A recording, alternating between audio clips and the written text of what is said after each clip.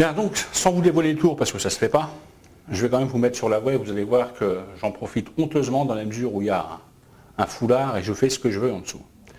Alors, ce que je fais dans un premier temps, c'est que je prends le cordon comme ça et j'en prends à peu près la moitié.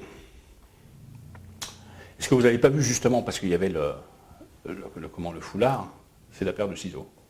Eh oui. J'arrive sous le foulard et je coupe le lacet en deux. Il est beaucoup plus facile pour moi de découper le lacet que de découper la bague. Après avoir découpé le lacet comme ça, en deux brins, je prends la bague, je la glisse dans un des deux brins, un petit nœud ici, et on se retrouve dans la situation qu'on avait tout à l'heure, la situation suivante, à savoir une corde qui n'a pas bougé, une bague et un nœud. Le seul problème, c'est le nœud. Alors là, c'est un vieux truc en magie. Quand on a un nœud sur une cordelette comme ça, il suffit d'enrouler la corde autour des doigts. Le nœud, on le met dans la poche parce qu'on ne peut pas faire autrement.